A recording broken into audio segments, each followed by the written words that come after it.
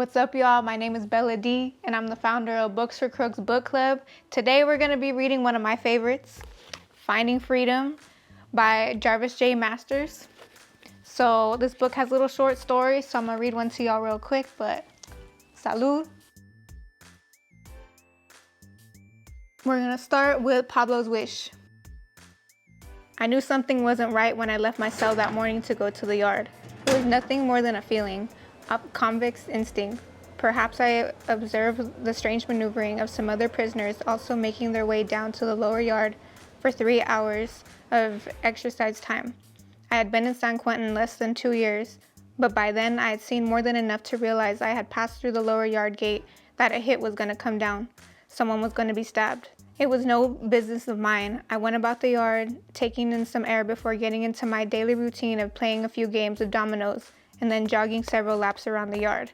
While jogging, I spotted a familiar face and smiled in a misery loves company kind of way. I hadn't seen Pablo since the early spring of 1972.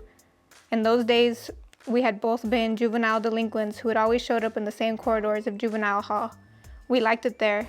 Once we joked, "Damn, Pablo, is that you? Where you been at, dude?" I asked, elated to see my old road dog and friends squatting down against the south block wall, puffing on a cigarette. I could tell that he had just arrived at San Quentin.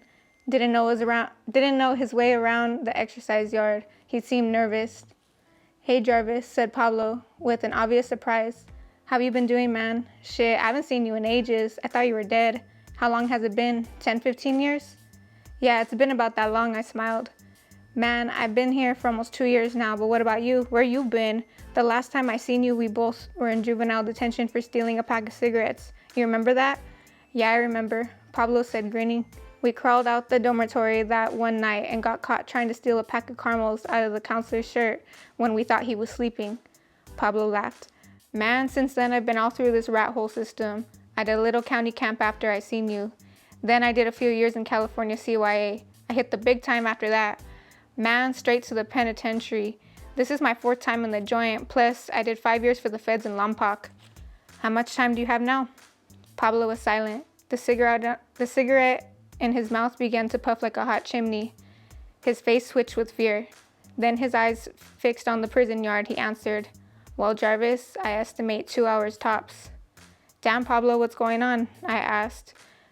I had only to look at his eyes to see that I'd been right about the hit, and that Pablo was the marked man. Pablo lit another cigarette. "Man, it's a long story," he said, exhaling. "All I can tell you is that I really fucked up this time.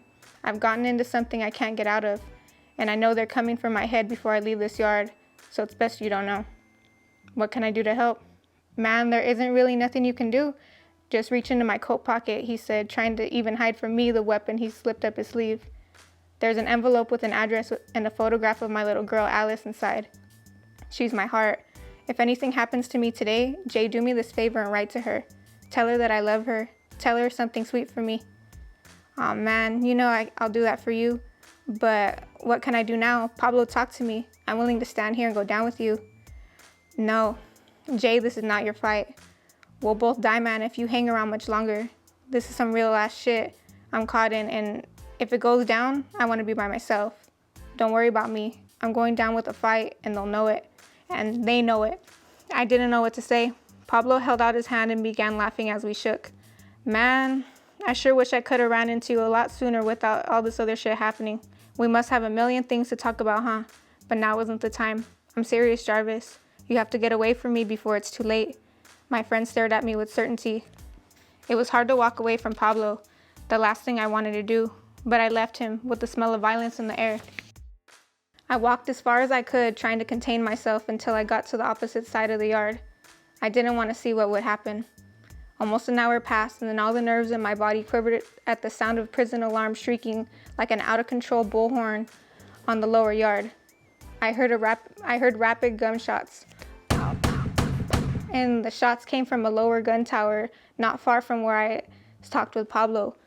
A guardsman's rifle was pointing down at the spot where I had stood. I knew instantly that Pablo was dead. My mind froze.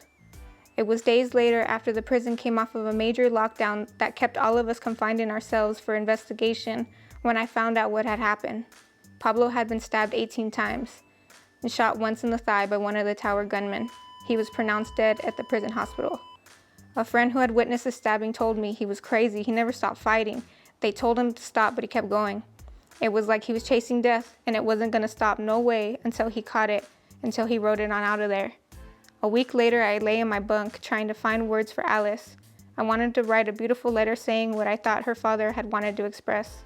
Until that night, I'd never opened the envelope I had taken from Pablo's pocket because I didn't want to come face to face with her. What right did I have when I should be dead with him? I finally brought it out of hiding and looked at the photograph. I could see in the dim light of my cell that Alice was a lovely girl with a strong resemblance of her father. I stared at the picture for some time, trying to compose a letter in my head. Then I turned it over, and the writing was barely legible. Dear Alice, your dad loves you. When you get this, my troubled life will have probably ended, but certainly not my love. Alice, with this photo, please know that I've always held on to you and always kept you in my heart. I love you. So take care, my darling. Please forgive me for all my wrongs.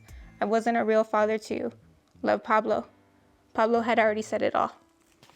All right, if you want to read the rest of this book, it's one of my favorites. I'm going to leave the link in the description for you. We get most of our books from thrift books because they come good and they're cheap.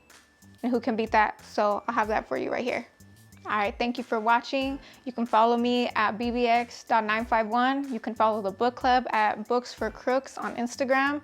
We're going to be doing this again real soon if you want to read more books with us. Catch us back right here at the Blockout Podcast.